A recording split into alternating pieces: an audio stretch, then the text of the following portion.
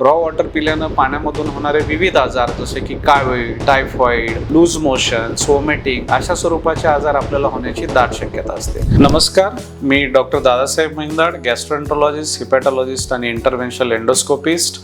मी नेक्स्टजन जे and multi speciality hospital Ambegaon इथं practice करतो. मित्रांनो, आता उन्हाळा संपलेला आहे आणि पावसाळ्याची सुरुवात होत आहे. तर आपल्याला पावसाळ्यामध्ये पोटाचे विविध आजार हे जास्त प्रमाणामध्ये दिसतात. आपल्या आरोग्याची काळजी कशी घेतली पाहिजे ह्या संदर्भात आपण थोडंसं जाणून घेऊया, जेणेकरून की आपण आतापासूनच त्या तयारीला लागता येईल. पावसाळा म्हणलं की पावसाळ्यामध्ये पाऊस पडल्यानंतर आजूबाजूचं जे पाणी आहे, जी घाण आहे, ही धरणांमध्ये, नद्यांमध्ये जाते. ज्या ठिकाणाहून कॉमनली आपल्या शहराला पाणी पुरवठा असतो, त्याच्यामुळे हे पाणी दूषित होतं आणि हे पाणी आपल्या महानगरपालिकेच्या नळाद्वारे तुमच्यापर्यंत पोचतं.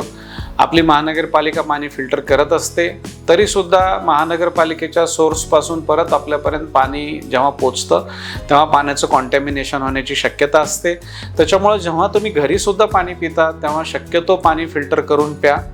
रॉ वॉटर पिल्यानं पाण्यामधून होणारे विविध आजार जसे की कावीळ, टायफॉइड, लूज मोशन, वॉमिटिंग अशा स्वरूपाचे आजार आपल्याला होण्याची दाट शक्यता असते. दुसरी गोष्ट अशी असते की पावसाळ्यामध्ये माशांचं प्रमाण बऱ्याच प्रमाणामध्ये वाढतं.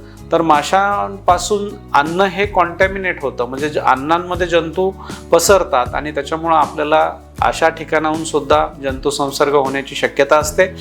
त्याच्यामुळं पावसाळ्यामध्ये शक्यतो उघड्यावरचं अन्न किंवा रस्त्यावर जे काही विकायला असणारे पदार्थ आहेत, जे उघड्यावरचे पदार्थ आहेत, हे खाणं टाळा.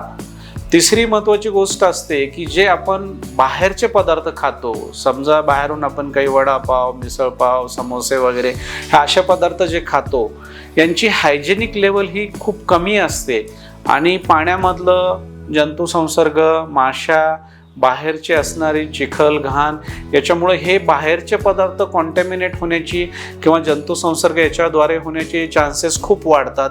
त्याच्यामुळं बाहेरचे पदार्थ खाणं टाळा. दुसरा महत्त्वाचा विषय असा असतो की नॉनव्हेज.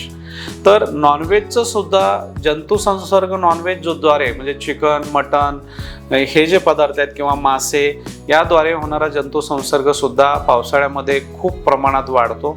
तो माझा असा सल्ला असेल की पावसाळ्यामध्ये तुम्ही हे पदार्थ खाणं कटाक्षानं टाळा आणि तुमच्या आरोग्याची काळजी घ्या.